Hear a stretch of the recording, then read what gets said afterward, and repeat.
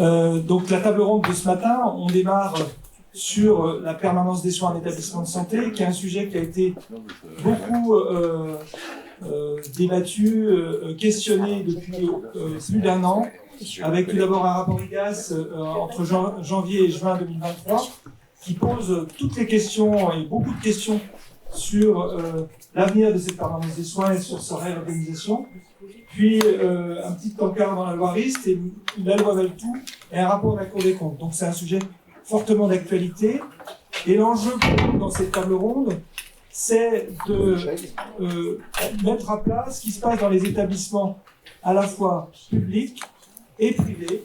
Et nos deux invités représentent ces deux établissements, puisque Philippe Pradel est président d'une CME à Chambéry, et le professeur Emmanuel Morlon est président de la CME d'Édouard-Herriot à côté.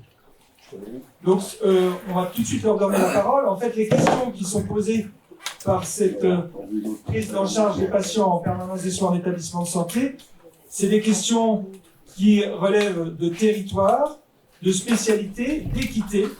Et l'intitulé de la table ronde, c'est équilibre ou rupture d'égalité. Dans le cadre de ces PDSS, on parle bien de la PDSES, c'est-à-dire la prise en charge des patients en période de fermeture des cabinets et de fermeture des plateaux techniques habituels. Donc je vais passer la parole à le professeur Morlon, qui est pas dans le domaine tellement de la permanence des soins, même s'il s'occupe de greffe rénale et hépatique, et qui est donc le président de la CME, et dont les soucis sont globaux sur un hôpital comme Édouard-Herriot, j'imagine. Que pensez-vous de l'évolution de la PDSS ? Merci beaucoup. Je suis néphrologue et transplanteur de reins. En fait, je participe à la permanence des soins en dialyse, que je fais des gardes en dialyse, et je fais des astreintes de greffe. Donc, je participe pleinement pour une activité très spécifique à cette permanence. Donc, je voudrais vous remercier de votre invitation, parce que j'ai jamais l'occasion tellement de participer à des tables rondes comme ça, je sais très bien. Je vous remercie Sylvie qui m'a invité. Je voudrais dire que on a besoin de collaborer si on veut arriver à mettre en place cette loi Valletoux, parce que la loi Valletoux, d'abord elle ne dit pas grand-chose, hein. Le rapport IGAS c'est beaucoup plus complexe que la loi. Et l'article 17, il dit les établissements de santé sont responsables collectivement de la permanence des soins en établissement dans le cadre de la mise en œuvre du SROS et de l'organisation territoriale de la permanence des soins. Et ça, c'est sous la direction de l'ARS, en fait. En gros, il n'y a pas beaucoup d'autres choses qui sont dites de façon très détaillée dans la loi. Et donc, c'est à nous, quelque part, sur les territoires, à la mettre en place. Et je pense que c'est une très bonne chose, parce que c'est nous qui la mettons en place, que les gens qui la mettent en place pour nous. Donc, dans ce sens-là, c'était vraiment important qu'on collabore. Et probablement, on ne sait pas très bien ce qui se passe de chaque côté dans le détail. Je ne sais pas, peut-être que vous avez plus l'habitude de ce qui se passe à l'hôpital quand vous en venez, mais quand on reste à l'hôpital, on ne sait plus très bien ce qui se passe dans le monde libéral, parce que finalement, on a des copains dans le monde libéral, ils ne nous parlent pas tellement de la permanence des soins quand on est avec eux. Et quand on parle avec nos collègues, c'est plutôt des malades, mais pas tellement de l'organisation de la permanence des soins. Je pense que cette table ronde est vraiment très importante. La vision d'un hospitalier, donc moi je travaille dans un hôpital qui a des grosses urgences, hein, parce que c'est au moins 200 personnes par jour. Ça fait partie des grosses urgences de la région Rhône-Alpes, et à Lyon on dit il faut aller à N, pavillon N, quand vous avez un problème. Et donc débarquent chez nous tous les jours, tout le temps, des patients en permanence, pour la permanence des soins, nuit et jour bien sûr. Et en fait on a été très impacté par le Covid et la crise sanitaire et l'urgence l'année dernière. Pour moi, avant la période Covid, et là je parle du CHU, hein, il n'y a pas que le CHU. Le CHU, c'était quand même, au sein du territoire, l'hôpital du recours, essentiellement du recours.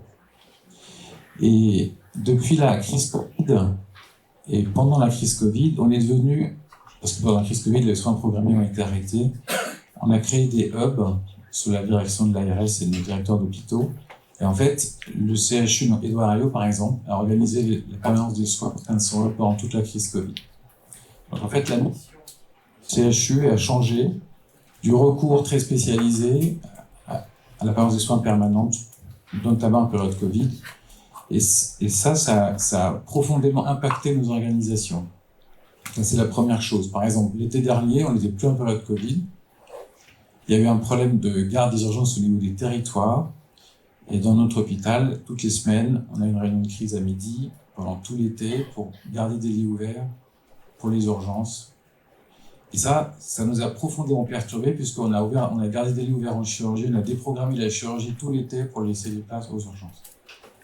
Pour moi, il y a un enjeu chez nous qui est comment on fait pour pas être trop perturbé par les urgences, comment on partage cette contrainte. Le deuxième enjeu, c'est comment on gère l'aval et l'amont, parce que pour moins impacter les urgences, il faut gérer l'aval et l'amont. Et le problème des urgences, quand elles se remplissent trop, c'est qu'il faut basculer les patients dans les services, et basculer essentiellement dans les services des gens qui les ont sur place. Et donc nous, ça nous impacte en profondeur. Et donc ça nous déstabilise tout le soin programmé, et ça fait fuir les médecins en fait. Et ça, c'est un enjeu qui n'est pas gérable en terme. Donc ça, c'est un problème important. Il y a un deuxième problème important que vous avez peut-être déjà ressenti, mais nous on ressent très fort, c'est que la médecine héroïque s'est terminée et que les jeunes générations, c'est-à-dire les gens qui sont chefs de clinique maintenant, qui ont vécu l'internat depuis 10 ans, ils ne veulent pas faire ce qu'on fait nous. Et ils ne le font pas. C'est-à-dire que par exemple, plus après leur... Plus après leur... Ils travaillent plus après leur garde, par exemple, les internes. Et nous, on travaille encore après nos gardes, parce qu'on n'a pas tellement de choix, en fait. Et que, actuellement, les chefs de clinique ne travaillent plus après leur garde. Et en fait, dans le système public, le modèle n'a pas changé. C'est-à-dire qu'on a changé la réglementation. Donc, moi, je ne travaille pas de façon réglementaire. Mais on n'a pas créé de poste du tout. Et ça, c'est très impacté par la permanence des soins, puisqu'en fait, la permanence des soins, c'est les gardes et astreintes.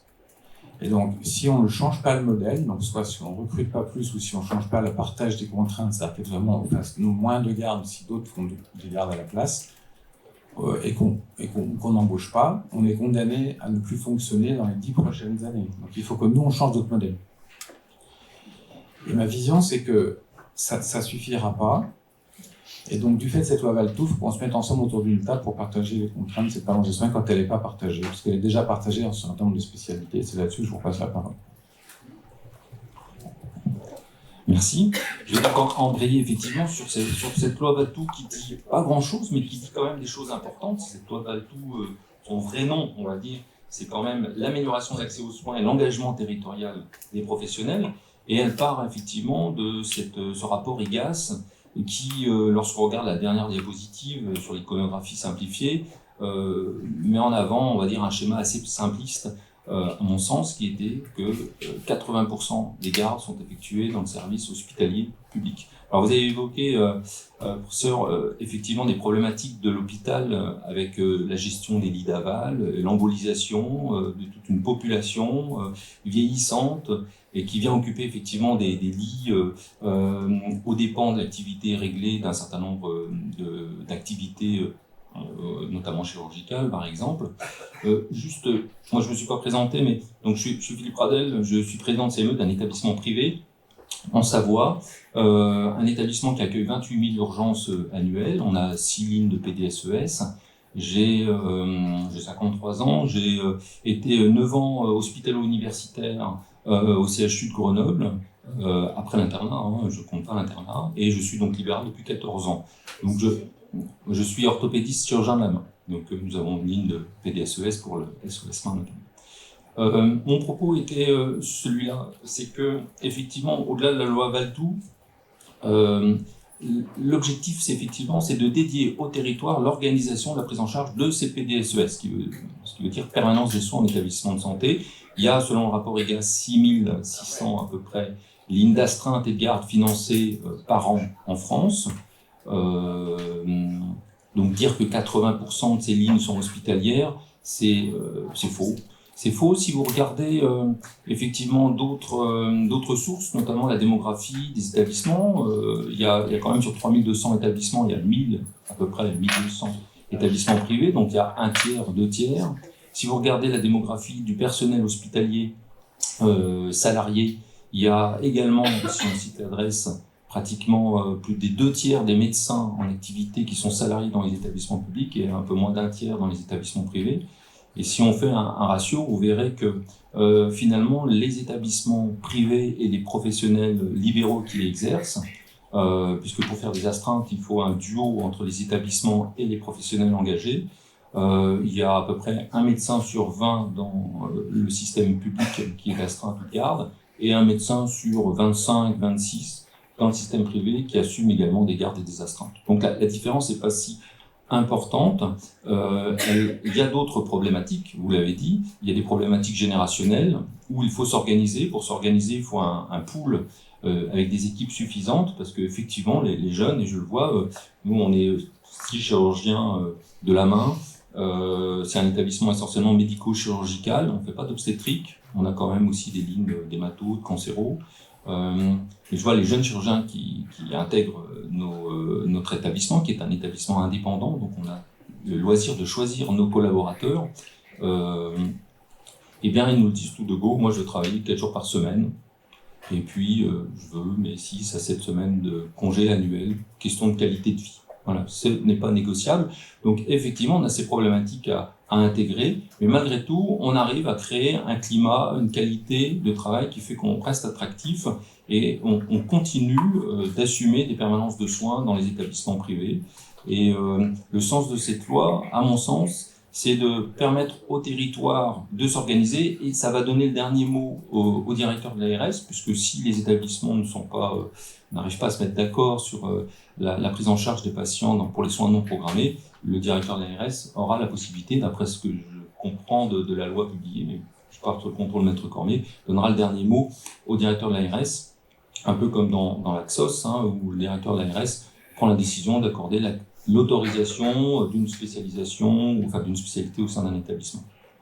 Donc voilà, je lançais un petit peu le débat en parlant d'équilibre. On pourra parler après tout à l'heure d'équité, mais en termes d'équilibre, je pense que le monde privé et libéral fait sa part du gâteau en termes de prise en charge des urgences et des soins non programmés, eu égard à sa démographie qui est, j'oubliais un chiffre important aussi, nous sommes minoritaires actuellement en tant que médecins libéraux. La plupart des jeunes praticiens qui s'installent veulent rester salariés, soit rester à l'hôpital ou exercer sur un mode de statut salarié. Mais l'équilibre, il ne faut pas oublier que si on veut l'équilibre dans la PDSES, on ne peut pas nous demander, en étant minoritaire, 30% des établissements d'assurer 50% de l'activité des PDSES. La différence, finalement, est moindre, mais on ne peut pas assurer la même activité que les établissements publics. Merci. En fait, actuellement, cette loi, elle demande de la concertation. Elle demande qu'on se parle. Effectivement, vous disiez, professeur Morlon, au départ, que vous ne connaissiez pas ce qui se passe dans le privé. Le public est un peu mieux contenu que le privé, mais c'est pareil. Comment vous voyez les choses maintenant pour pouvoir avancer dans votre territoire ou dans les territoires en France où les problèmes sont posés à la fois pour les grandes villes, mais aussi les territoires ruraux? Je pense qu'il faut que la granulosité soit celle de petits territoires qui vont grossir sur des grands territoires. Je prends l'exemple d'Avignon, puisque j'ai eu un problème personnel à Avignon avec mon beau-père. À Avignon, il n'y a pas d'urologue, il n'y a plus d'urologue à l'hôpital. Donc ils ont créé un partenariat avec la clinique qui est juste en face. Et finalement, la permanence des soins en urologie est faite par la clinique en lien avec l'hôpital. Manifestement, ça se passe très bien en fait. Donc ils ne sont pas partis du fait qu'il fallait que ça soit équitable, ils sont partis du fait qu'il fallait que ça fonctionne. Et donc, ils sont partis sur une vision pragmatique de la permanence des soins, puisqu'ils n'avaient plus d'urologue pour faire fonctionner leur urologie à Avignon, et ils se sont mis en lien avec les urologues libéraux pour que ça fonctionne, et ça fonctionne. Et je pense que l'approche, elle doit être comme ça, elle doit être spécialité par spécialité, et centre hospitalier, parce que la première question, c'est déjà savoir si un centre hospitalier est capable de faire une permanence des soins ou pas. Parce que parfois, chez nous, ça ne repose plus que sur 2 ou 3 personnes. Il y a des structures où c'est extrêmement fragile. Si vous prenez la cardiologie pédiatrique au CHU, c'est très très fragile en fait, parce qu'il y a très peu de spécialistes. La chirurgie cardiaque pédiatrique au CHU est très fragilisée. Et il y a des secteurs qui peuvent s'effondrer d'un coup. Alors, je pense qu'il faut commencer par regarder ligne par ligne, de garde par garde, spécialité par spécialité, si on est en nombre ou si on n'est pas en nombre, et puis aller voir les gens du libéral qui font la même chose et savoir si eux ce qu'ils font déjà, parce que je suis pas sûr qu'on sache ce qu'ils font déjà. Et s'ils font déjà aussi, déjà savoir si c'est pas intéressant qu'on se partage même s'ils font déjà aussi. Pour ça, il faut connaître les volumes, il faut connaître les contraintes, le territoire, la géographie. C'est pas pareil si on est en face et si on est à 50 km. Et donc on peut pas avoir une vision, on peut avoir une vision d'une organisation globale dans son principe, mais pas dans sa réalité. Et donc ça veut dire qu'il faut que dans chaque département, on se mette sur une table et qu'on reprenne ligne par ligne, hôpital par hôpital, pour y arriver en fait. Et c'est bien, je trouve ça très bien. Ça va prendre un peu de temps probablement. Et pour ça, on doit être poussé par l'ARS. Parce qu'on est tous débordés et que si on n'est pas poussé par l'ARS, ça ne sera pas facilement. En fait. Il y aura forcément une notion d'arbitrage aussi. Oui, peut-être sur la même ligne. Alors, il faut effectivement s'organiser, il faut se parler. Actuellement, il y a des instances qui le permettent. Alors, il y a des instances, on va dire, je vais dire informelles, mais je vais être provocateur. Par exemple, sous l'égide du GHT, pendant la crise Covid, nous, les établissements privés, on était également de manière hebdomadaire, on va dire, en réunion. C'était tous les mardis midi avec le directeur du GHT, qui est le directeur souvent de l'hôpital public le plus conséquent du territoire. On essayait d'organiser. Alors c'était difficile d'avoir une place en tant qu'établissement privé hors GHT, mais à la fois on collaborait activement avec les demandes du GHT, notamment sur les disponibilités de lits, de matériel, de blocs opératoires, voire de professionnels, puisqu'on a des professionnels, que ce soit des anesthésistes, des infirmières anesthésistes, qui sont allés aider à l'hôpital, notamment pendant cette période de crise, qui a été un modèle de collaboration. Après, territorialement aussi, il y a d'autres instances qui remontent là pour le coup à la loi du 4 mars 2002. Donc, c'est la loi de démocratie sanitaire qui a mis en place cette volonté d'organiser les soins avec les usagers et puis toutes les parties prenantes. Donc la loi Kouchner.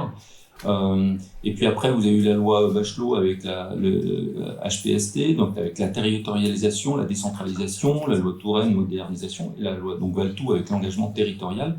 Bref, pour vous dire qu'on a réactivé le Conseil territorial de santé, donc une petite instance un peu, il faut y participer pour comprendre, ça reste une petite instance plus petite que celle-ci, où participent des directeurs hospitaliers, des présidents de CME de l'hôpital, des établissements privés, des représentants des usagers, tout un tas de personnels élus et représentatifs, et qui permettent effectivement de se concerter, d'aborder des sujets.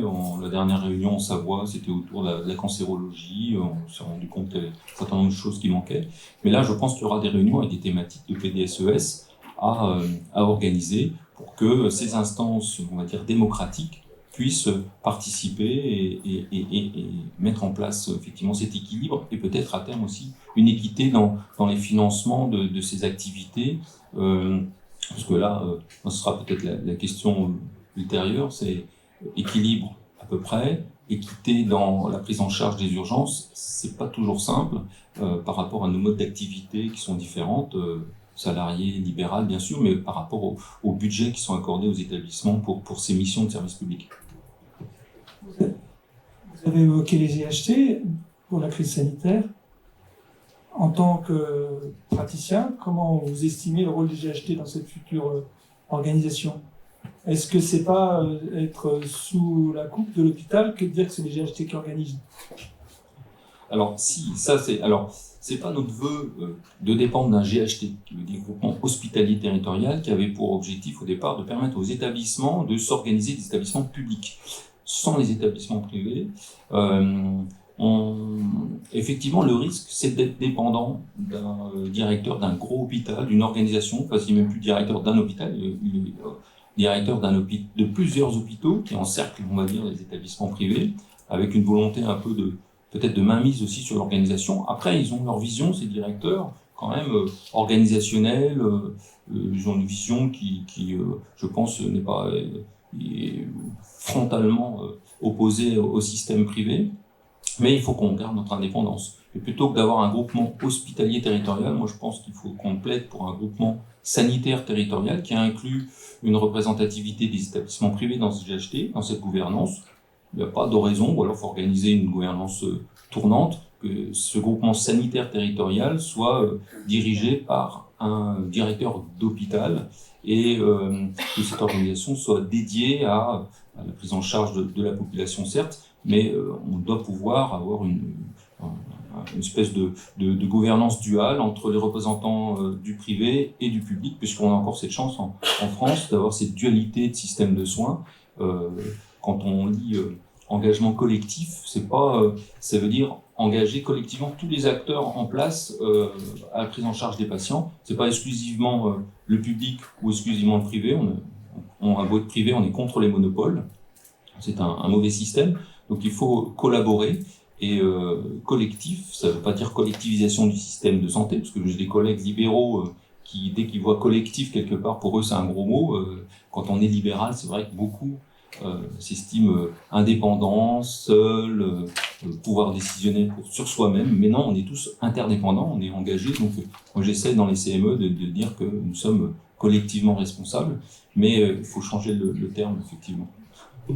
Et vous, qu'en pensez-vous d'un point de vue de l'hôpital? Qui doit être à la gouvernance de ces organisations? Vous allez penser, je dirais que c'est l'hôpital, mais je pense que c'est pas le sujet en fait. C'est-à-dire qu'il faut bien qu'il y ait une gouvernance, elle peut tourner. On peut pas imaginer que si le monde libéral participe de façon équitable à la balance des soins, il peut y avoir une gouvernance qui soit uniquement hospitalière. C'est pas possible. Donc ça dépend comment c'est organisé. Si c'est équitable, il y aura la gouvernance doit être équitable. Après, les gens qui gouvernent, ils ont la pression, hein. C'est-à-dire que moi, ça me dérange pas si c'est le monde libéral qui prend le contrôle, parce que il faudra gérer. De toute façon, c'est pas le sujet en fait. Le sujet, la permanence des soins, pour moi, c'est la pénibilité, le lendemain de la permanence des soins, et donc de partager la contrainte. C'est vraiment ça, et de partager l'expertise. Et après, il y a plusieurs modèles. C'est assez bien dit dans le rapport IGAS. C'est soit ça va dépendre des spécialités. Il y a besoin d'avoir des plateaux techniques hyper sophistiqués. Il n'y en a pas tant dans tous les territoires. Et à ce moment-là, c'est plutôt les spécialistes qui vont sur le plateau faire la permanence des soins avec une répartition public-privé au même endroit. Soit c'est des activités qui sont un peu moins hyper spécialisées. Il y a différents plateaux. Et les plateaux se répartissent la contrainte. Et à ce moment-là, c'est soit se répartissent en pourcentage de patients, soit il y a des jours où c'est l'un, soit c'est l'autre, et ça dépend de la taille du territoire et la géographie. Et ça va dépendre de chaque spécialité, parce que je pense qu'il y a beaucoup de spécialités où actuellement le libéral a tout ce qu'il faut pour faire des plateaux qui marchent très bien.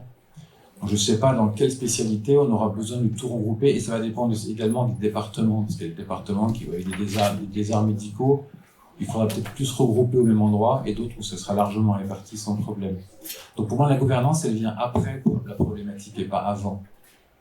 Et de toute façon, c'est l'ARS qui va piloter, in fine. C'est pas le directeur du GHT, c'est l'ARS. Merci. Et quid des CME par rapport à cette organisation? Où est le rôle de la communauté médicale? Est-ce qu'il est central? C'est compliqué les CME, parce que le président de la CME, il a un directeur avec qui il travaille. Et le président de la CME, moi je suis président de CME locale, mais son but c'est d'engager les gens avec lui en fait. Et c'est donc d'arriver à être convaincant. Et pour être convaincant, il faut que ça fonctionne, parce qu'on ne peut pas être convaincant si on est dans la contrainte ou si on est dans l'obligation. Ça ne marche pas en fait. Et donc si on veut qu'une CME marche, il faut que son président il ait une organisation qui soit... il faut que les gens le suivent.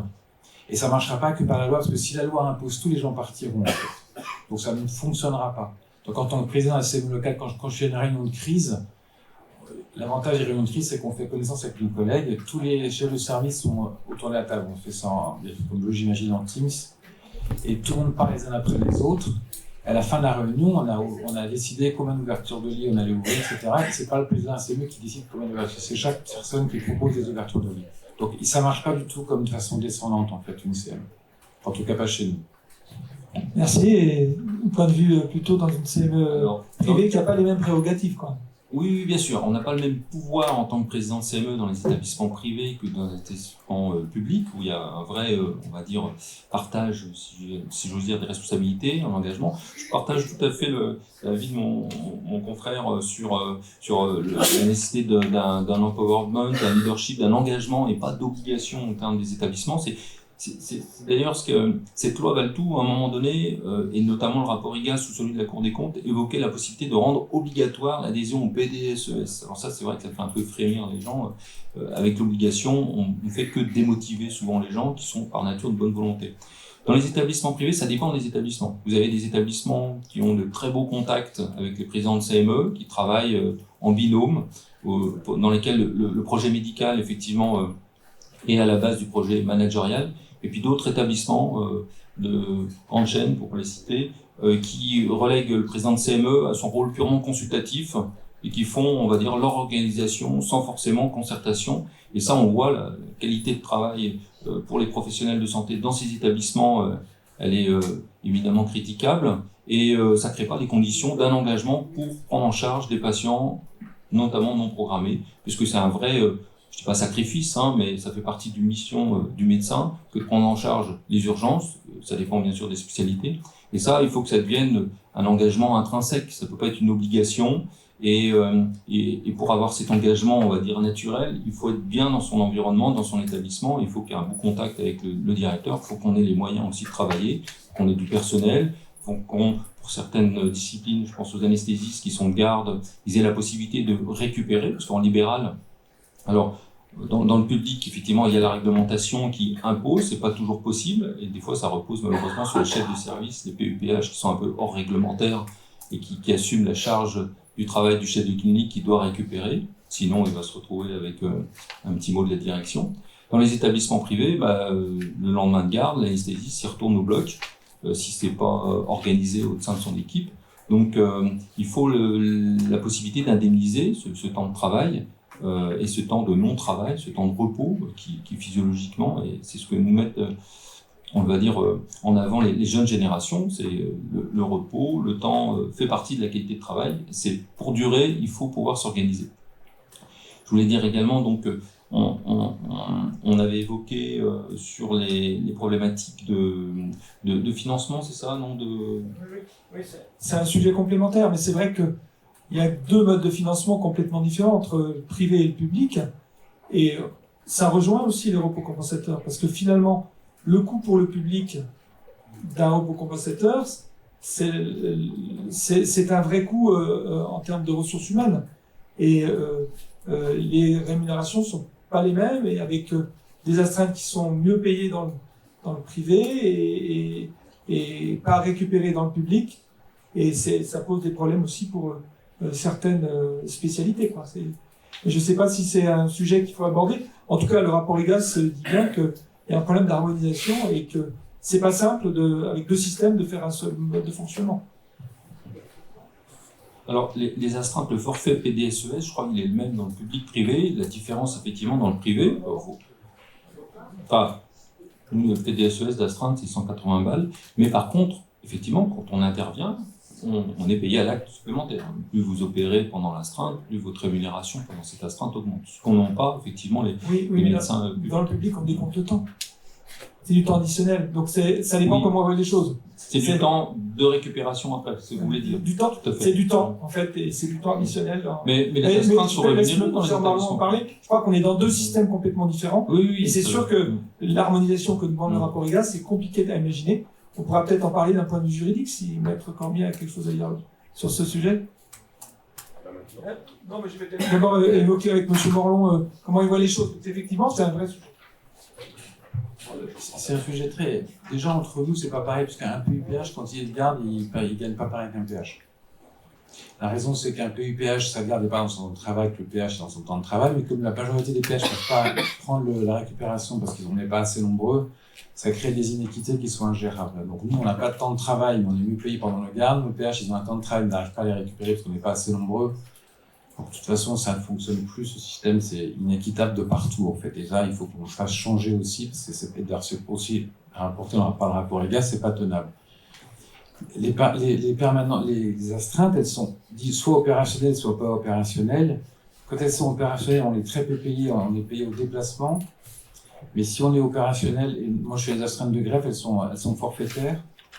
Et ça, c'est parce qu'on a lissé sur un an pour savoir, en gros, une astreinte de greffe, c'est 150 €. Et il y a des nuits où on travaille toute la nuit, des nuits où on travaille peu. c'est pas très sain en fait, même si c'est lissé. Et on rattrape pas après, de toute façon, parce qu'on est censé rattraper. Si on se couche après 2 heures du matin, en pratique, comme on a déjà une organisation qui est déjà prévue, c'est pas possible, donc ça ne fonctionne pas non plus. Donc à un moment donné, le système qui a été mis en place fonctionne pas parce qu'il est mis en place sans moyens. En réalité, il n'a pas les moyens de ressources humaines permettant de le faire fonctionner. Donc de toute façon, il faut qu'on change le système. Et si on se retrouve à faire de la permanence des soins avec des gardes sur des activités similaires, la rémunération ne peut pas être très différente parce que c'est pas possible, quoi. Un salaire, ça correspond à une activité, une expertise. On ne peut pas imaginer que les gens ne soient pas payés pour faire la même chose. Donc il va falloir que ça soit régulé. Ça ne tiendra pas, en fait, c'est pas possible.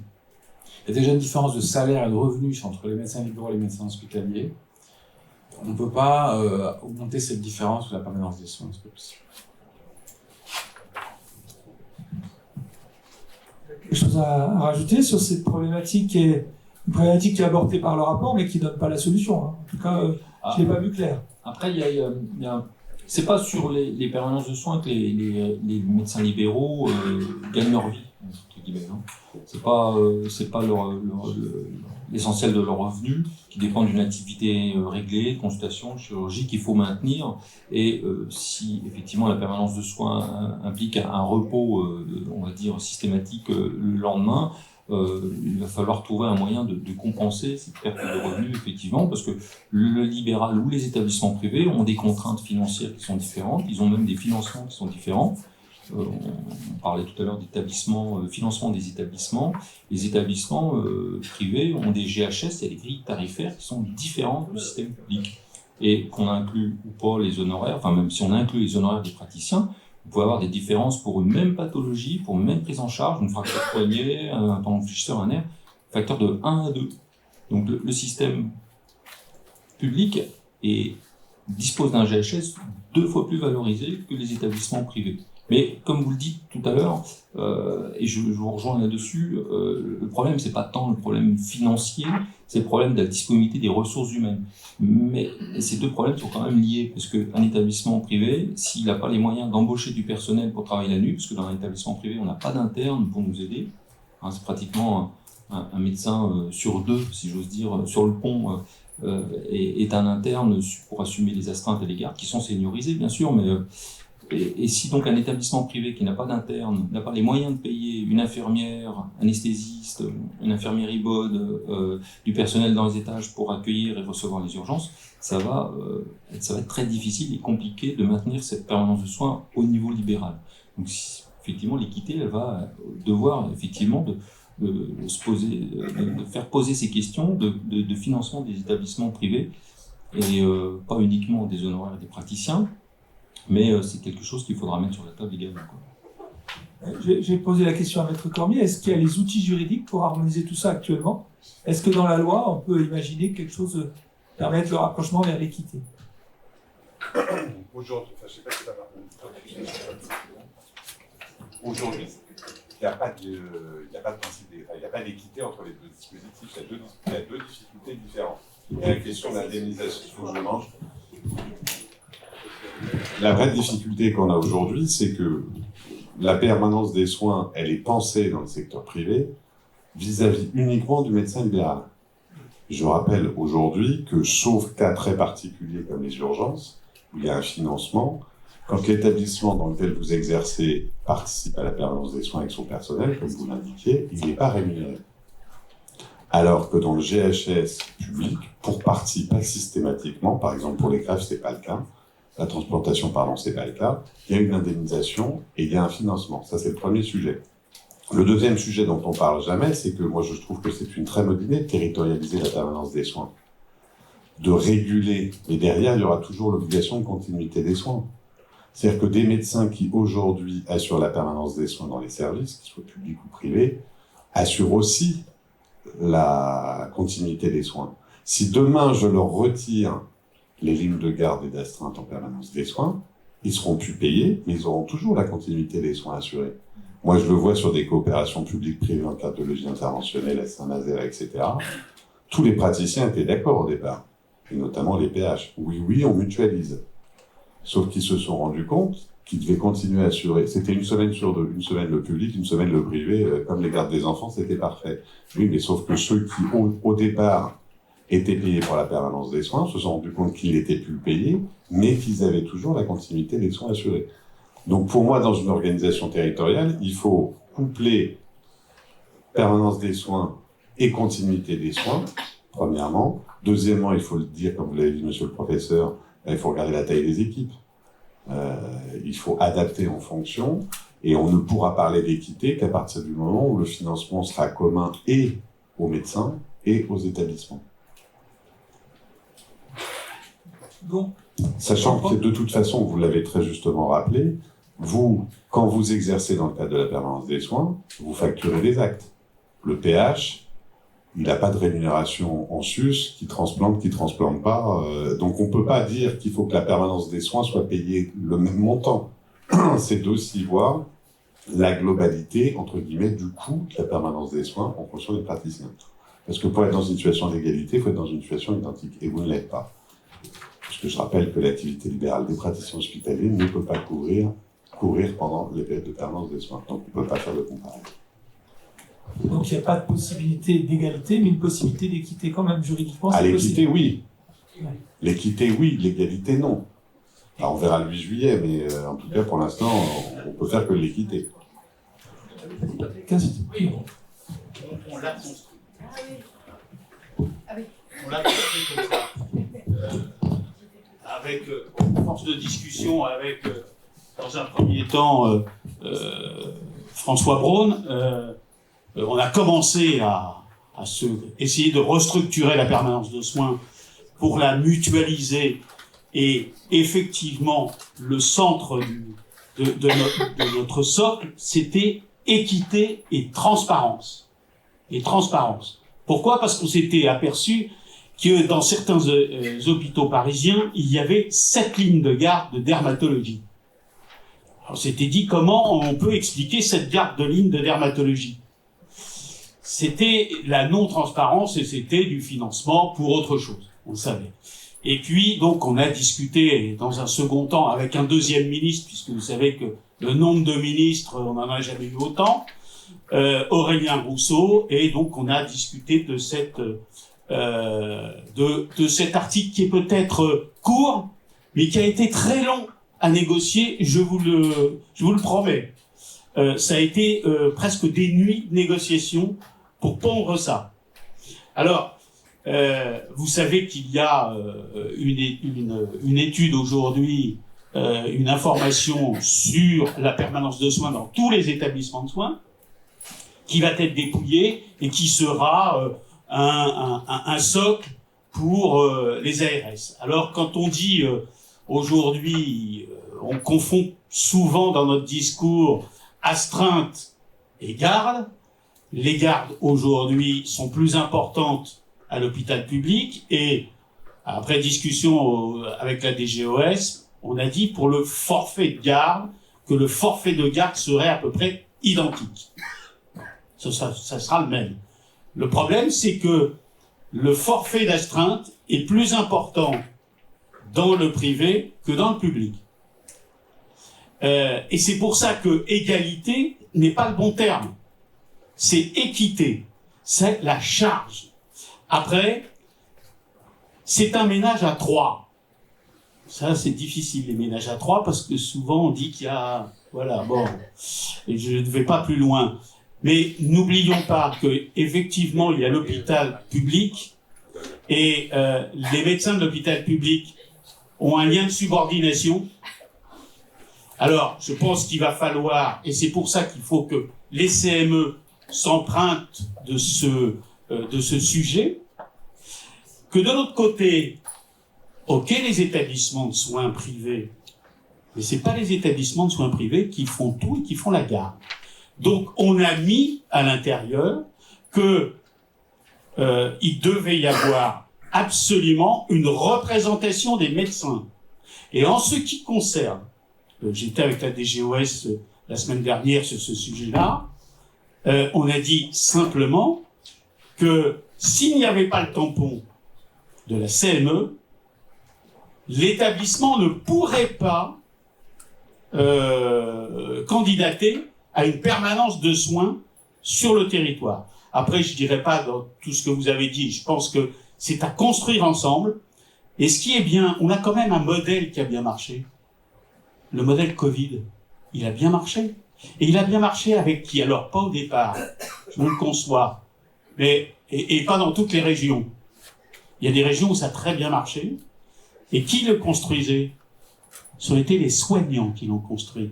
Et non pas l'administration. Et c'est pour ça qu'à un moment ou à un autre, il va falloir se dire que l'administration, peut-être, faudra les écarter sur ce sujet. Voilà. C'est globalement ce que j'avais à dire. Bien entendu, il y a les spécificités des spécialités qui sont importantes. Et on sait très bien qu'un chirurgien digestif ne doit pas aller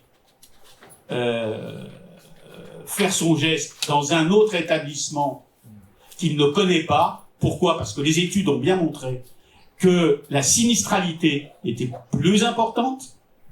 Et donc, si on peut ne pas le faire, il ne faut surtout pas le faire. La problématique, pour terminer, on va négocier bien évidemment, c'est les assurances, le problème assurantiel.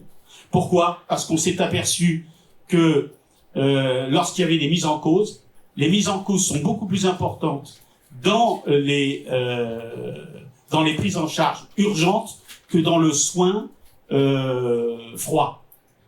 Et donc, on se dit que peut-être il faudrait une assurance particulière pour ce sujet qui est la permanence de soins et que ce soit mutualisé sur ce sujet. Voilà, après, on le sait, les gynécos, et puis attendez, il y a la psychiatrie. N'oubliez pas, hein, il y a le problème de la psychiatrie qui est fondamental aussi. Donc voilà, pardon, excusez-moi, j'ai été un peu long, mais voilà. Moi, je sais pas si vous voulez. Mais dans le même marche, non? Voilà, parce qu'il suffit d'appuyer sur le bouton. Mais... Oui, mais bon, écoute, Ah oui, je suis trop allergique à l'étape. Oui, alors moi je me présente, donc docteur Philippe Bernard, président de l'URPS médecin et anesthésiste libéral. Et surtout, ancienne présidente de CME, je suis restée à peu près 15 ans. Et alors je vais peut-être, ça va peut-être paraître idiot, mais il y a 15 ans, au sein de l'URPS, où il s'appelait l'URML, il était organisé des concertations autour de la PDS-ES, sous l'égide de l'ARH à l'époque, l'Agence régionale de l'hospitalisation. Et étaient rassemblés les CME, les présidents de CME, les représentants de CME privés et publics. Et justement, on discutait des lignes d'astreinte et on avait cette concertation. Depuis la loi HPST, la démocratie en santé, enfin tout un tas de fatras, de réunions avec plein de gens dont c'est pas franchement le sujet. Parce que moi, je pense qu'il faut revenir à du pragmatisme et à la réalité de terrain. Donc il faut arrêter, et puis il faut aussi arrêter d'essayer de faire un copier-coller de ce qu'il y a dans le public et dans le privé. On n'a pas le même ADN, on n'a pas la même façon de travailler, on est là pour rendre service aux gens, mais on n'a pas les mêmes organisations. Donc plus on mettra plus on entourera ça de contraintes et d'obligations, et plus ce sera difficile à gérer. Je crois qu'il faut vraiment revenir à la collaboration entre praticiens. C'est nous qui faisons l'activité, c'est nous qui produisons, et il est pas possible de ne pas nous prendre à partie, en tout cas de ne pas nous concerter. Je suis d'accord avec Patrick, il faut que les CME soient l'interlocuteur. La CME doit gérer et coordonner l'ensemble des praticiens. Et puis pour revenir sur ce que tu disais, Philippe, moi en tant que présidente de CME, et je l'ai vu pendant la crise Covid où on a tout arrêté dans le privé. Donc, je ne sais pas pour qui ça s'est bien passé, mais dans le privé, ça n'a pas été si simple. Les activités d'urgence ont un impact environ entre 40 et 50% pour la chirurgie viscérale et à peu près de 30% pour l'urologie. Donc, c'est faux de dire qu'il n'y a pas d'impact de la PDS-ES. S'il y a un impact très important, parce que ces chirurgies sont des chirurgies un peu compliquées. Voilà, c'est tout ce que je voulais dire. Donc, par pitié, ne faites pas de copier-coller. Merci, je vous passe la parole. Oui, je voulais revenir sur le Covid. C'est un bon et mauvais exemple. On l'a pris de plein fouet tous, donc On a pris le contrôle tout de suite, les soignants, par rapport au directeur. Parce qu'ils ne savaient pas ce qu'il fallait qu'on fasse, mais c'est parce qu'ils n'avaient pas de budget aussi. Et donc, quand vous n'avez pas de budget, enfin, moi j'étais responsable de la CME à ce moment-là, un local. On voulait une mise astreinte d'interne, c'est simple, on disait il faut une mise astreinte d'interne pour avoir une cohorte entre les Covid, les Covid moins, les Covid plus, il faut 2 internes. J'ai envoyé un mail le soir, j'ai mis une astreinte. Si je fais ça maintenant, c'est 3 mois parce qu'en fait, ça va passer par toutes les strates parce que c'est pas financé. Donc le modèle du Covid, il pose un problème, c'est qu'il n'y avait pas de problème d'argent et c'est pas la réalité, ça. Donc ça montre bien que quand on reprend le pouvoir, on peut l'avoir et qu'on est capable de gérer les choses très bien. Mais ça a déresponsabilisé le monde médical parce que c'était carte blanche sur tout et quelque part, c'est pas la vraie vie non plus. Donc c'est un double modèle. Oui, mais c'est pas fait parce qu'on a eu le budget pour tout faire ce qu'on voulait en fait. Et c'est pas la vraie vie. Par exemple, l'histoire des astreintes qui sont les 9 astreintes à Paris en dermato montre que les médecins seuls, ça marche pas toujours non plus parce qu'ils sont pas forcément, les médecins sont pas des colombes, quoi. Le problème qu'on a à l'hôpital public, c'est qu'on bricole en permanence. On bricole pour une raison simple, c'est que on a mis en place des lois depuis que je suis interne, hein, pour faciliter la qualité de vie des médecins, mais elles sont pas du tout financées. Il n'y a rien qui fait que ça fonctionne. Donc, par exemple, vous dites l'interne, il travaille plus après sa garde. Ok, on a créé 0 poste d'interne. Donc, soit il fait rien, soit quelqu'un travaille à sa place. 0 création de poste pour ce lendemain de garde. Les chefs et les PH, c'est pareil. Aucune création de poste, ils travaillent plus après leur garde, ils n'ont plus le droit. Comment on fait? En fait, les PU les PH font quand même, ils font sans le dire, ils n'ont pas le droit de faire des actes parce que si jamais il y a un accident, c'est pas couvert. Donc en fait, on bricole tout le temps. Et ce bricolage est, pour moi, insupportable. Insupportable, parce que nous, on a tous les ans, on a un appel d'offres pour créer des postes, et moi, je voudrais créer un poste pour travailler de façon réglementaire. Parce qu'on ne travaille pas de façon réglementaire, et tout le monde nous le reproche. Et donc, la permanence des soins là-dessus, c'est le truc en plus. Parce qu'avant, quand on bricole, tout fonctionne en fait. Et quand on vous dit, par exemple, typiquement, ce que vous dites sur la continuité des soins, c'est très important. La continuité de soins le week-end, quand on passe c'est très, très pratique. Qui passe le dimanche matin? Si la personne qui passe le dimanche matin, elle garde le soir, moi, ça me dérange pas, c'est ce que je fais. Je triche, j'ai pas le droit. Je fais quand même, parce que je suis chef de service, que je me dis et que ça libère les autres. Mais que si j'applique plus ça, on doit passer à 2 week-ends. Ça veut dire qu'on est 6, hein. On travaille un week-end sur 3. C'est pas tenable, c'est pas possible en fait. Et on le fera encore, mais c'est pas possible et c'est pas souhaitable. Donc, effectivement, il y a entre continuité et garde, il y a un vrai impact. Et si on veut que cet impact soit pas trop important, il faut qu'on soit plus nombreux à partager le gâteau. Et donc, enfin, le gâteau, la contrainte, c'est pas un gâteau. Et donc, ça veut dire que l'égalité, ça n'existera jamais. On n'a pas des systèmes égaux. L'équité, c'est pas possible autrement. Et ça veut dire quoi l'équité? Et pour moi, c'est que il y a trop d'endroits où on n'est plus assez nombreux, et chez vous aussi probablement. Et donc, on n'a pas tellement de choix que d'augmenter le nombre de gens qui participent à la même chose. Et ça va être compliqué, hein, parce qu'il y a des gens qui veulent faire des gardes, c'est donc pour leur salaire, chez nous c'est souvent comme ça. Il y a des gens qui veulent pas arrêter d'en faire. Il y a plein de situations, de petites situations. Et puis, il y a des services comme la pédiatrie, par exemple. La pédiatrie, c'est rapidement un drame. Parce qu'ils sont pas très nombreux, les pédiatres. Ils sont plus personne ne veut faire pédiatrie. Et les urgences en pédiatrie, c'est majeur. La tendance des soins en pédiatrie, c'est majeur. Et dans un territoire, ça peut s'effondrer, la pédiatrie. Et donc, il y a des secteurs comme ça, la gynéco, la pédiatrie, où on peut vite être dans le drame total. Et là, il va falloir qu'on anticipe rapidement. Parce que je ne sais pas quelle est la place de la pédiatrie dans le monde libéral, mais on voit que c'est de moins en moins attractif quand même.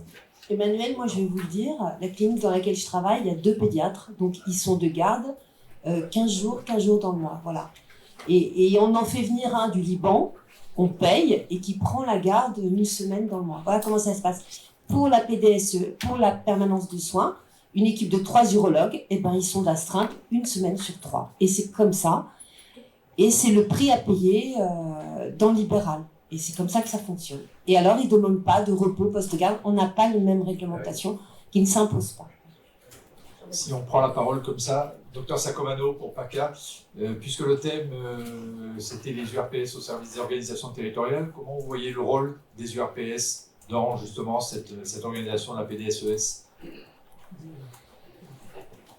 Comme l'a très bien évoqué la présidente, Dr Sylvie Philippe-Bernard, si on revient au schéma d'il y a 15 ans, effectivement, il y avait un rôle non négligeable de concertation de URMM et URPS entre présidents de CME pour mettre sur la table effectivement les exigences d'une permanence de soins pour l'accessibilité aux soins non programmés.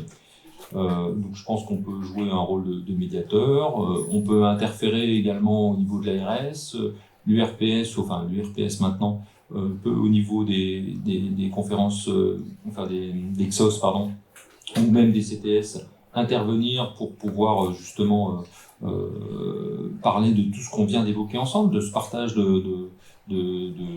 d'avis, d'expériences, et de voir que finalement on avait tous le même but, de pouvoir prendre en charge les soins non programmés de manière la plus paisible possible, même si c'est un vrai engagement. Et effectivement, il y a des spécialités, ils sont sollicités un jour sur 2 ou 3.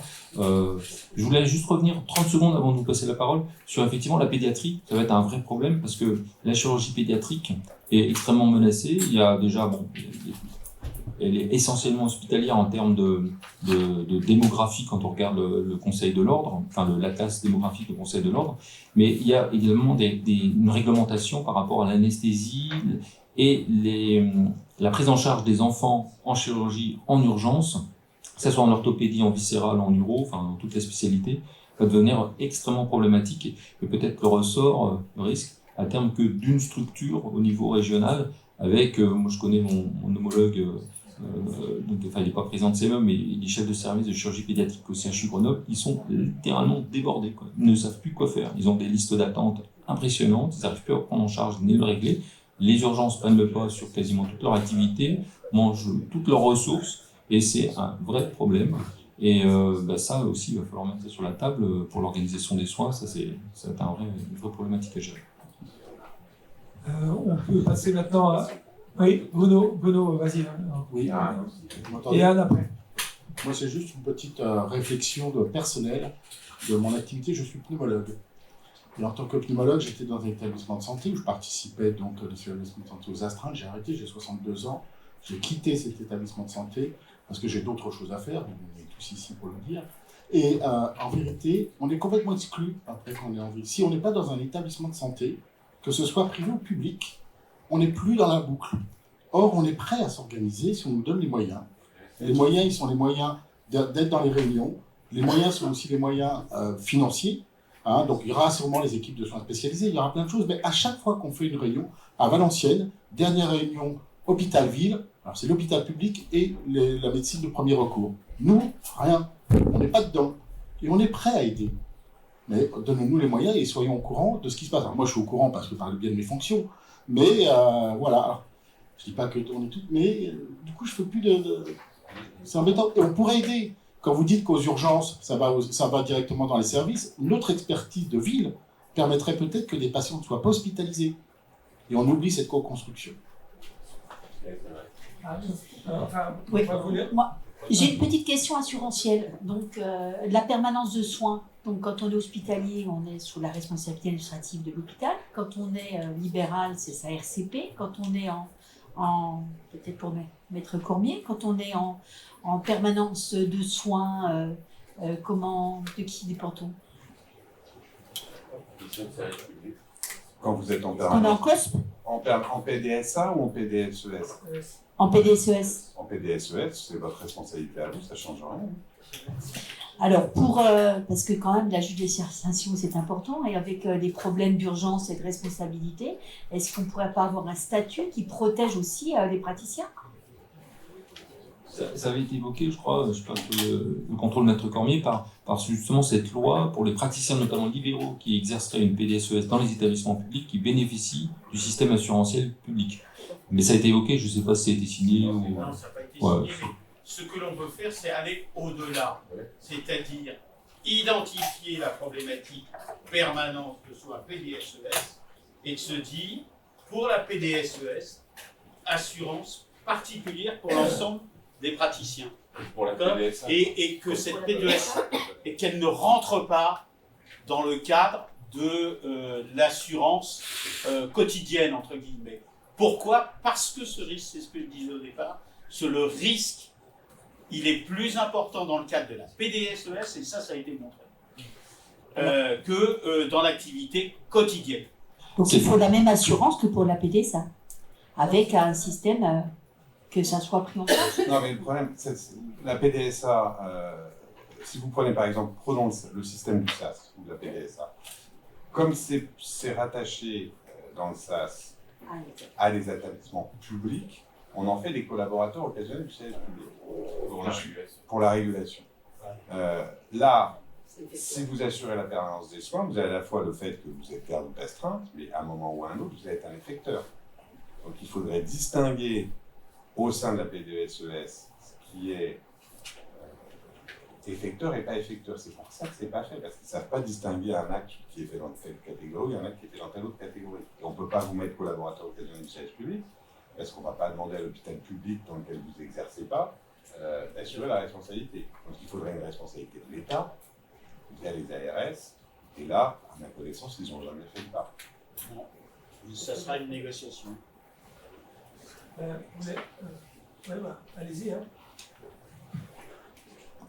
Dans une effort donc pour les RPS Franche-Comté, je suis urologue, donc j'ai entendu parler de ma spécialité. Une question, dans ma pratique quotidienne et après avoir interrogé mes assurances, il n'y a aucune limite à prendre en charge des patients en aigu ou en programmé, il me semble. Et je ne paye pas d'assurance complémentaire quand on m'appelle la nuit pour prendre un patient. J'engage ma responsabilité à partir du moment où j'accepte de le prendre en charge. Et cette responsabilité, c'est la même. Alors, effectivement, j'ai un risque de sinistralité qui est augmenté, je suis d'accord. Mais pour le pratiquer depuis 15 ans d'installation, je n'ai pas vu d'augmentation liée à cette activité dans ce que me demande mon assurance. Donc, est-ce que vous avez des retours et est-ce que les assurances pressent à ce sujet? Parce que je n'ai pas l'impression dans la vie quotidienne. Chaque année, il y a un nombre de praticiens qui est exclu de son assurance. Et d'ailleurs, il y a une organisation qui, pour ces praticiens, met en place une assurance particulière avec un tarif particulier. Mais vous êtes peut-être chez Branché.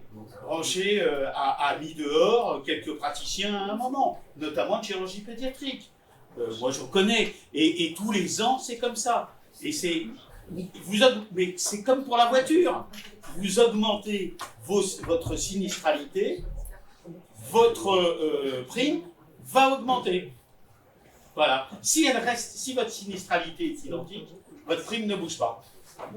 Merci Patrick. Si je peux juste me permettre, je ne suis pas tout à fait d'accord avec Patrick. Enfin, il faut préciser les choses parce que Branché a une campagne d'évacuation des spécialistes à risque, c'était plus de 60 ans ou de 55 ans, sont les spécialités, notamment la bariatrique, etc., avec une sinistralité un peu élevée, y compris les neurochirurgies, qui est une spécialité à la plus faible sinistralité en volume patient, mais la plus chère en volume financier. Mais je n'ai jamais vu passer d'études ni de documents de Branché disant que c'était en lien avec la permanence de soins. Parce que quand un viscéral, parce que ou un bariatrique, parce que c'est une chirurgie à risque effectivement de complications dans les 24 premières heures, réintervient sur son patient en pleine nuit, c'est pas de la permanence de soins, c'est de la continuité des soins. Donc on reste sur une sinistralité un peu globale, il y a une spécialité avec une décision d'un assureur majeur d'effectivement déployer un peu son portefeuille. Bon, à côté de ça, quand je regarde les rapports de la MACSF, le deuxième autre assureur, on n'a pas de manifestation particulière. Moi, j'avais réinterrogé la MACSF, notamment au moment du Covid, mais aussi en amont des discussions sur la permanence de soins dans une logique territoriale. La réponse a été très claire du directeur médical, c'est qu'il n'y aura aucune évolution dans le cadre de la permanence des soins. Voilà. Mais par contre, effectivement, ensuite, il y a une sinistralité, il faut jouer à la fois sur un côté individuel et un côté collectif. Voilà, donc je pense qu'il faudra quand même un... Mais il faudra être très vigilant là-dessus. On est dans le sujet sans être complètement... Oui, non, mais c'est... Équité, c'est ça aussi. L'équité. Bien sûr, mais là, ça devient très technique, c'est ça que je veux dire. Et merci. Vous vouliez rajouter quelque chose ? Non, on parlait tout à l'heure de l'enquête qui était en cours là, sur effectivement les PDSES dans les établissements, donc ça sera mouliné par l'ARS, il y a une phase de vérification, etc. On aura les résultats probablement en fin d'année, enfin la rentrée, a priori. Et c'est des résultats qui vont être exploités pour les autorisations dans les établissements. Et je voulais dire, c'est qu'il y a une autre enquête qui a été faite également au sein des établissements, c'est l'accès aux plateaux techniques spécialisés. Alors on a vu apparaître cette enquête, on n'a pas bien compris, il y a plein de lignes, est-ce qu'on répond à des appels hors PDSES, hors continuité, est-ce que voilà. C'est pour dire qu'il y a nous, on a répondu pour notamment les spécialités qui n'avaient pas de ligne budgétée la PDSES et qui font des urgences, parce que il y a aussi toutes les spécialités médicales et chirurgicales peuvent être concernées, même si c'est pas reconnu par l'ARS, parce que pour les technocrates, vous n'avez pas de ligne PDSES, vous n'existez pas, vous faites pas d'urgence. Vous n'avez pas la nuit, vous faites pas d'urgence. Et donc, je termine juste, et notamment toute cette activité de répondre au téléphone, voire prendre en charge des patients. Je pensais aux ophtalmos qui font de la chirurgie de la rétine urgente, parce que l'ophtalmo libéral est souvent caricaturé à la prise en charge de la cataracte. Or, on voit ce qu'ils font chez nous. Je pense dans d'autres établissements, c'est pareil. Ils assurent plus de 60% des décollements de rétine sont faits dans l'établissement à la fin de leur programme, et c'est des fois eux qui ferment la salle, après les chirurgiens de la main. Et donc ils font des urgences, c'est pas reconnu, et ils restent caricaturés aux chirurgiens de la cataracte. Pareil pour d'autres spécialités, et les stomatos, nos urologues font des gardes, non pas la PDSES, mais répondent, et le week-end, au titre de la continuité des soins, mais aussi la permanence des soins, même si elle n'est pas reconnue. Donc ça, nous, les médecins libéraux, les établissements, on doit remplir de manière très exhaustive toutes ces enquêtes. On ne peut pas faire la chaise vide, parce que sinon on n'existe pas, et c'est vraiment aussi un des rôles de l'URPS, c'est de sensibiliser les praticiens libéraux, de répondre à ces enquêtes, même si c'est pénible, si c'est chiant. On peut être aidé par la direction de l'établissement, par la partie administrative, mais il faut vraiment ne pas négliger ces enquêtes qui sont quand même un petit peu en sous-main, déguisées, pour pouvoir justifier l'attribution de budget ou de reconnaissance. Donc il faut les remplir avec beaucoup de zèle. Monsieur Roland, sur un sujet qui est un petit peu connexe, vous aurez une table ronde après, je crois, sur le soin non programmé. On ne peut pas complètement séparer la permanence des soins du soin non programmé, parce que la permanence des soins, c'est je suis de garde quelque part pour assurer des soins. Donc il faut être présent quelque part pour assurer des soins. Le problème, c'est que les gens que vous allez voir, les soins que vous allez assurer, qu'est-ce que vous en faites le lendemain à 8h du matin? Et là, vous êtes dans le non programmé en général.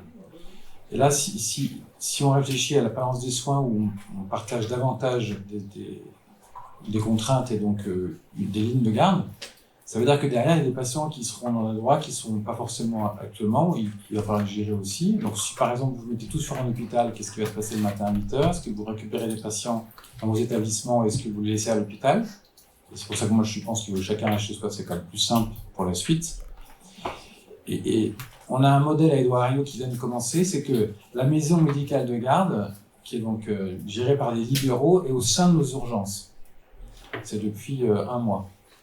Pourquoi? Parce que initialement, elle était à 500 mètres. Et donc les gens qui arrivent aux urgences, on leur proposait, jusqu'à minuit, on leur proposait entre 20h et minuit d'aller à la maison médicale de garde. En fait, ils n'y allaient pas dans les 500 mètres qui les séparaient, ils n'y allaient pas. Ils réfléchissaient, ils devaient passer un coup de fil, donc ils n'y allaient pas.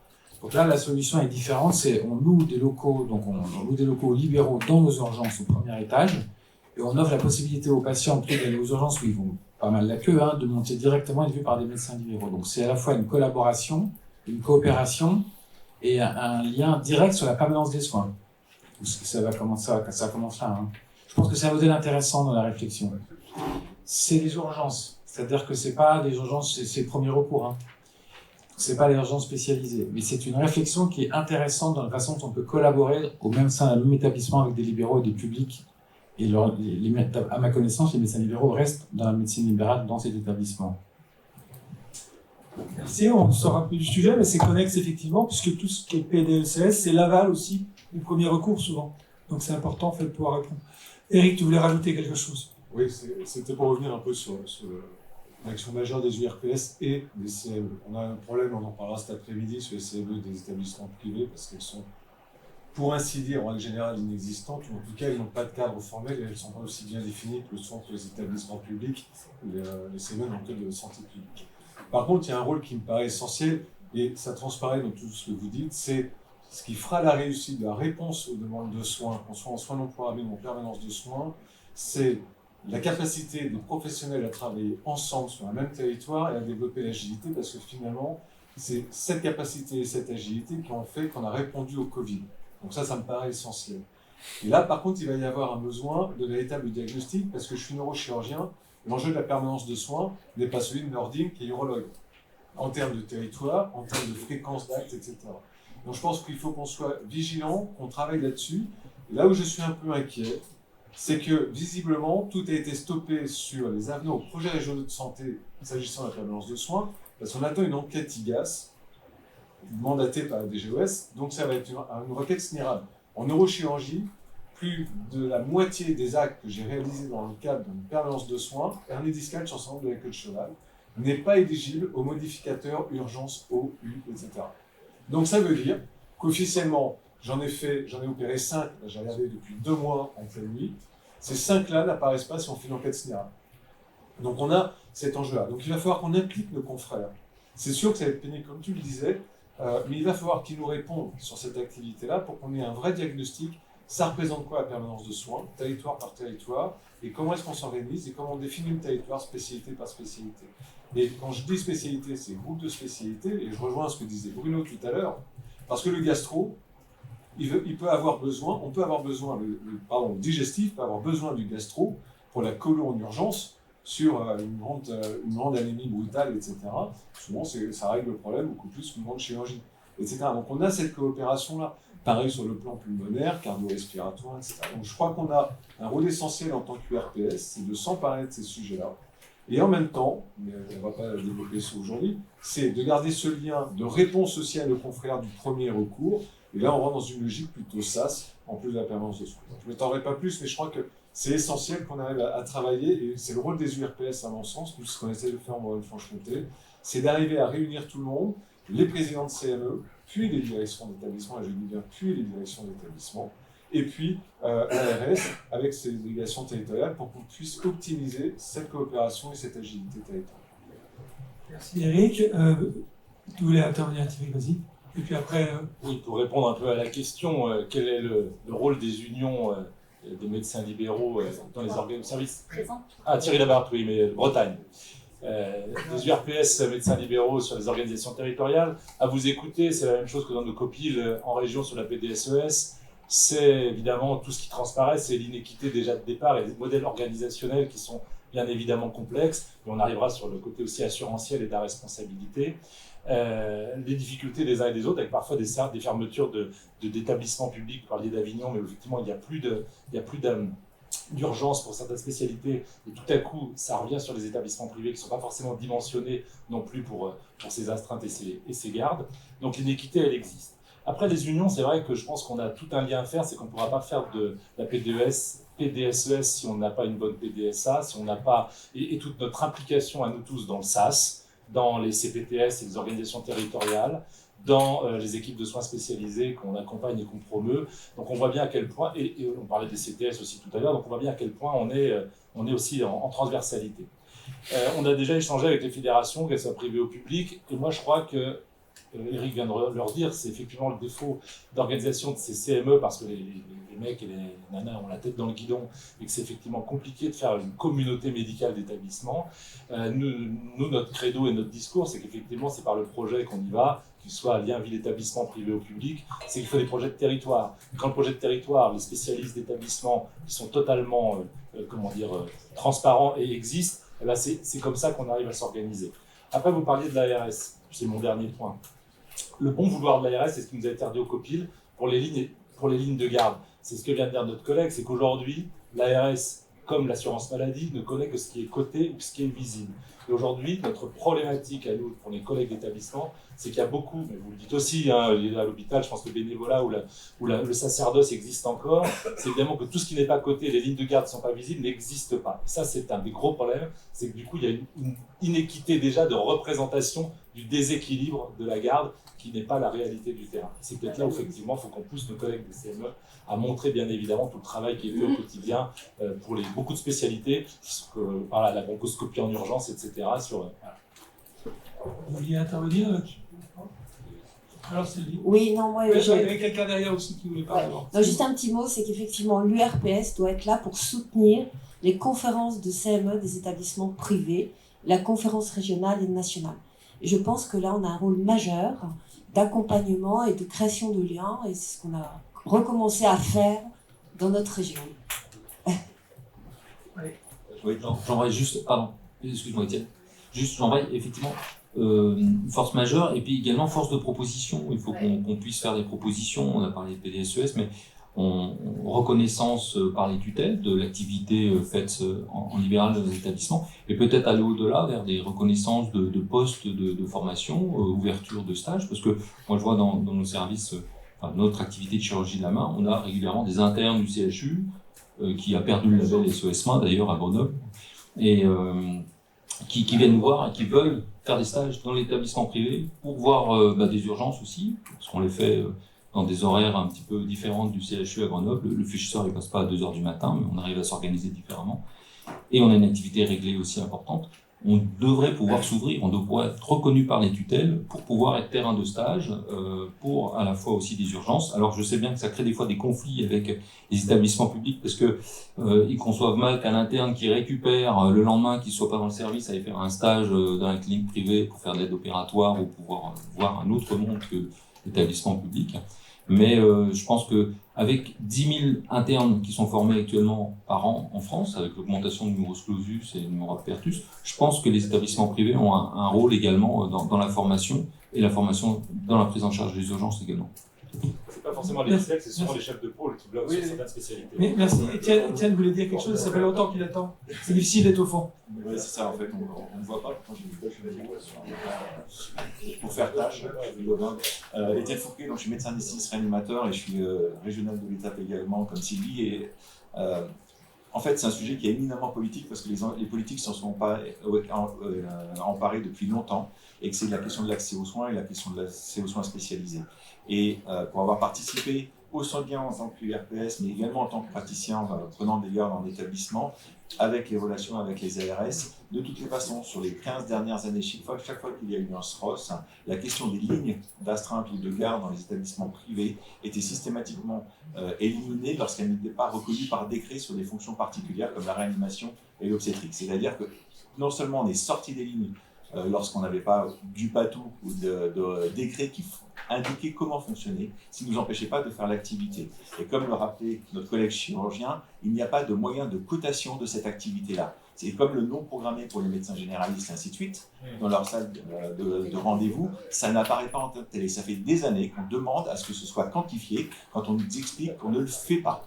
Et c'est insupportable de voir entre guillemets que ce débat n'a toujours pas été réglé, alors que c'est une volonté, c'est-à-dire qu'en fait, globalement. Et ensuite, l'autre élément qui était rapporté était que c'était un moyen d'attractivité pour l'hôpital public de maintenir un certain nombre de lignes de garde, parce que ça permettait, entre guillemets, de rémunérer en plus des praticiens en assumant des listes de garde qui étaient souvent cumulées. C'est-à-dire qu'on avait effectivement la liste de chirurgie cardiaque, la liste de transplantation, la liste de prélèvement, et ainsi de suite, qui pouvaient parfois être assurés par le même praticien en anesthésie ou en chirurgie, par exemple, ce qui permettait de valoriser le poste à l'hôpital. Et donc, en fait, on avait cette dichotomie-là de non-reconnaissance d'une partie qui était effectuée. Et pour finir, pour dire, entre guillemets, la question, parce que c'est un élément important, l'anesthésie-réanimation en permanence des soins en établissement est une des spécialités qui est le plus concernée par les lignes d'astreinte. J'ai un établissement avec une maternité, des soins continus, une astreinte de pédiatrie. Quand on a, entre guillemets, demandé, et on assure toute la continuité des soins de la chirurgie qui n'est pas reconnue en tant que ligne officielle, quand on a demandé à un logiciel d'établir notre planning, il était impossible, vu le nombre qu'on était, de le faire en respectant les règles de loi du travail. C'est-à-dire qu'effectivement, on avait aussi les mêmes contraintes que vous en établissement, qui est de savoir qui fait quoi. Et donc, entre guillemets, le travail que l'on effectue est nécessaire aussi et justifié. Et on a exactement les mêmes contraintes en termes de personnel. Donc, le volontariat est tel qu'a été écrit la loi, et Patrick a bien expliqué sa genèse et la façon dont elle a été discutée, le côté essentiel qui était de se parler. Et je pense qu'effectivement, le seul moyen, c'est que les médecins reprennent la main et discutent, et soient clairement, et que les deux parties ne soient pas en opposition, mais en construction. Dominique, tu voulais dire quelque chose, puis après, donc dernière question, je vais passer la parole à M. Morlon. Étant bien là que région centre Val-de-Loire. Oui, je voulais simplement réinsister sur la vision territoriale, qu'elle soit départementale ou régionale, et par spécialité de la permanence de son établissement. Parce qu'il y a des décisions qui sont prises, qui ne sont pas du tout en fonction des besoins et de la mobilisation des acteurs. Donc il faut d'abord réunir les acteurs, publics, privés, et voir ce qu'ils peuvent faire et quels sont leurs moyens. À partir de là, on peut définir une politique de permanence des soins d'établissement, mais ça ne peut pas être défini d'en haut en disant il faut une garde dans tous les hôpitaux, il faut une garde dans les cliniques privées, vous obligez à faire. Bon, après, on n'a pas parlé du lien qui existe entre les autorisations de soins et les implantations de matériel. C'est très important aussi dans le cadre de la PDSE, parce que ça va bientôt, c'est déjà sous le tapis et ça va continuer. Également, les interventions politiciennes de tous bords qui ne facilitent pas la tâche. Et puis également, il faut tenir compte aussi des ressources des établissements. Moi, dans la clinique où j'opère, on ne donne pas les moyens aux praticiens de faire une permanence des soins parce qu'il n'y a pas d'infirmière, il n'y a pas de lieu dédié, il n'y a pas de suivi dans les services, etc. Donc on ne peut pas demander à des praticiens d'assurer tout seul à 2h du matin des urgences, tout seul dans le couloir, sans lumière. C'est pas possible. Et enfin, pour terminer, petite expérience personnelle tout à fait récente sur l'établissement d'une permanence de soins en urologie dans le département. Il y a 5 urologues dans le département qui restent, 3 hospitaliers, 2 libéraux. Bon, le débat est venu à la suite de la possibilité d'implantation financée par l'ARS d'un robot chirurgical.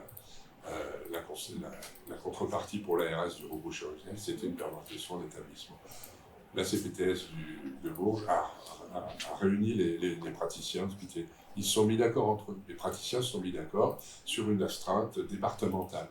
Sauf que le directeur de l'hôpital, le directeur de la clinique, moi je veux le robot chez moi, moi je veux le robot chez moi. Voilà. À l'ARS de trancher. Et c'est la vie quotidienne, ça. C'est ce qui se passe tous les jours dans toutes les spécialités. Et ça, on ne le réglera pas au niveau national, je suis désolé. Bon, et encore le président qui voulait dire un mot, et puis après je passe la parole aux 2 intervenants. Oui, en fait, ce que tu viens de dire, c'est vraiment... on n'a pas parlé de ça, hein, mais je pense qu'un acteur qu'on n'a pas évoqué non plus, c'est les directions d'établissements privés, les groupes, tous ceux qui ont des logiques qui ne sont pas forcément symétriques des logiques des médecins. Et donc, là, il y a un souci quand même. À l'hôpital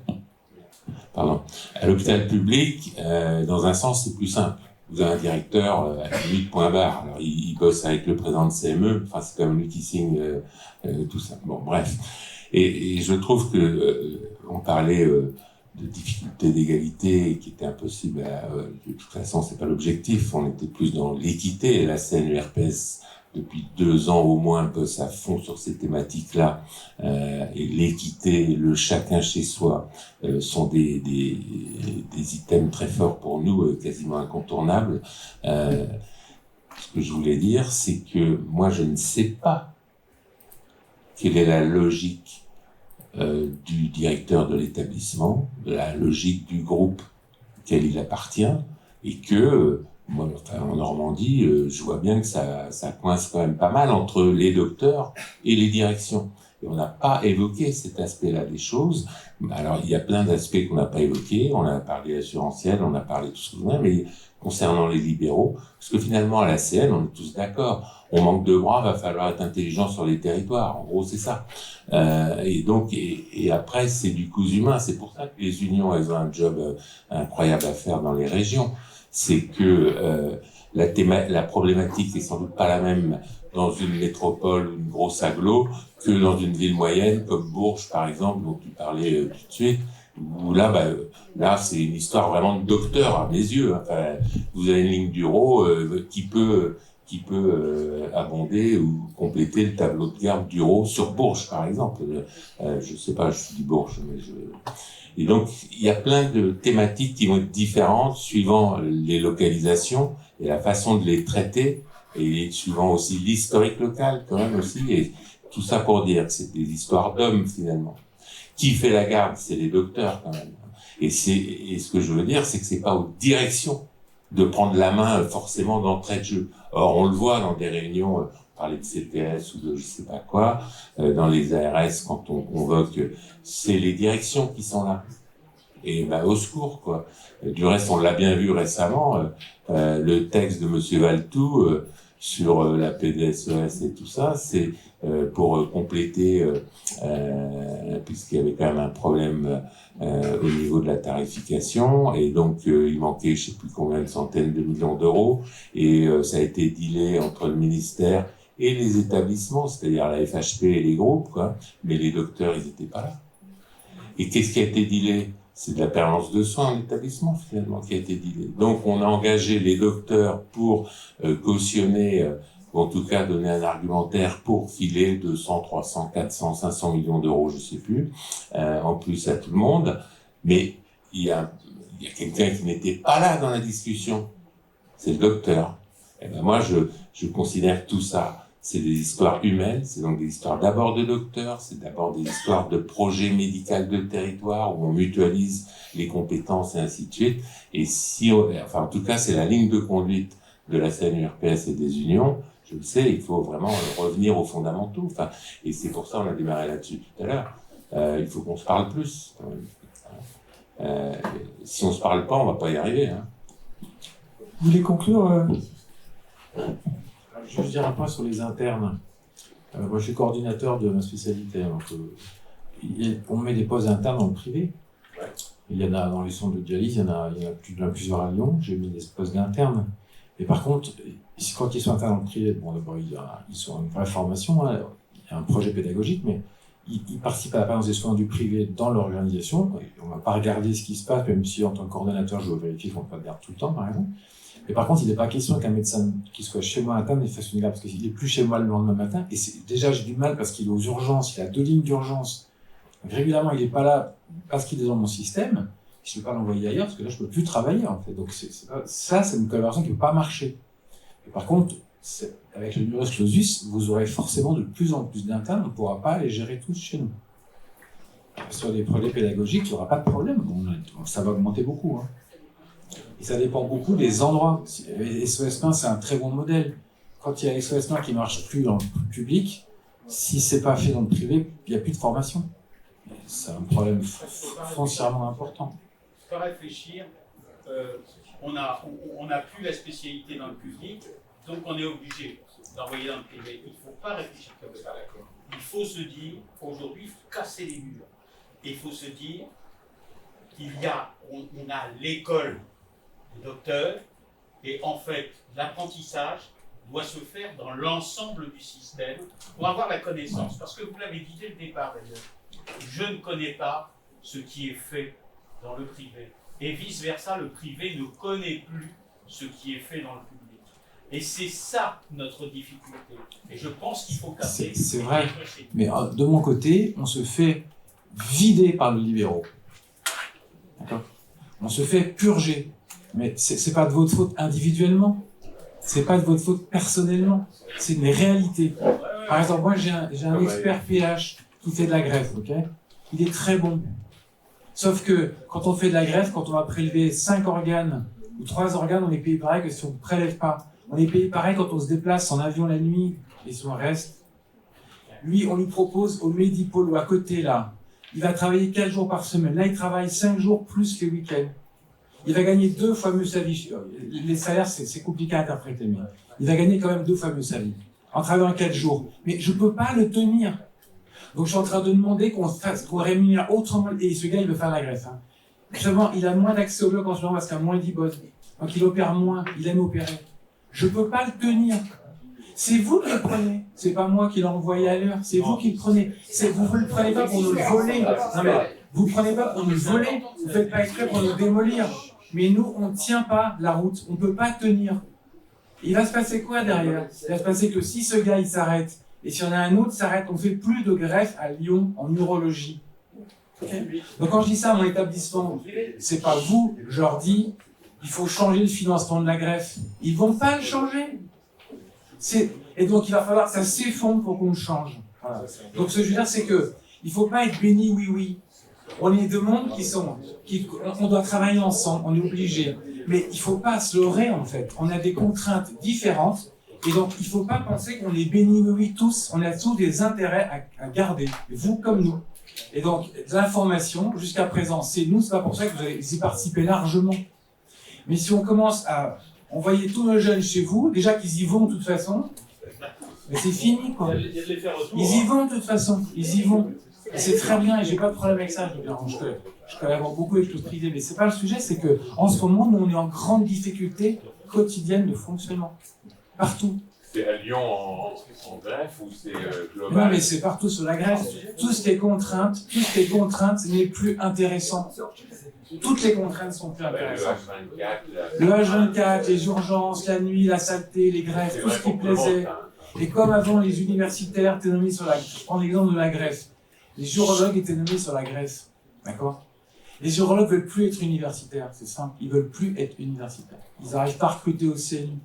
Parce qu'ils veulent opérer, parce qu'ils veulent plus faire ce métier-là. Parce qu'on n'a pas de retraite de l'hôpital, et ça n'a toujours pas bougé, ça fait 15 ans. Donc les urologues, si les urologues font même plus de greffe, c'est fini. Alors on peut dire la greffe va se faire dans le privé. Je n'ai pas de problème qu'elle se fasse dans le privé, la greffe. Mais c'est compliqué, la greffe dans le privé, parce que le prélèvement, c'est compliqué. Donc en fait, moi je suis pour qu'on travaille ensemble, et je réclame de la transparence. Mais vraiment, et chez nous aussi, chez nous aussi la transparence. Parce qu'on ne peut pas arriver à se mettre ensemble autour d'une table si chacun ne dit pas ce qu'il fait vraiment. Et quand vous dites que vous faites des astreintes qui n'existent pas, etc., il faut qu'elles existent. Et nous aussi, on est d'astreinte. Moi, je suis d'astreinte 24/24 pour les appels de greffe compliqués. Je ne veux pas le déclarer, mais c'est comme ça. Donc tout le monde fait un peu son job parce que ça fait partie du job. Mais si on n'est pas transparent, on sera incapable de se mettre autour d'une table réellement. Et ça va se passer tout de travers. Et l'ARS et nos directeurs, quand on est transparent, et quand on y va frontal, ils sont très mal à l'aise pour dire non. Voilà. Parce qu'en fait, derrière, la réalité, elle est dure. Donc il faut être dans la réalité, et il faut dire à nos directions, ça suffit, voilà la réalité, la vôtre comme la nôtre.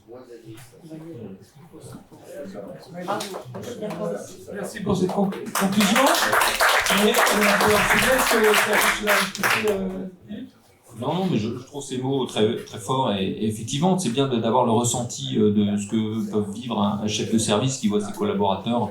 Alors partir, on les prend pas, quelquefois les collaborateurs, non. Mais oui, mais je comprends, les ressources humaines, c'est extrêmement difficile à gérer, à garder, à fidéliser et effectivement, les carrières hospitalières évoluent. Moi, je voulais dire simplement, c'est que au départ, cette loi Valletoux parlait de responsabilité collective des professionnels de santé.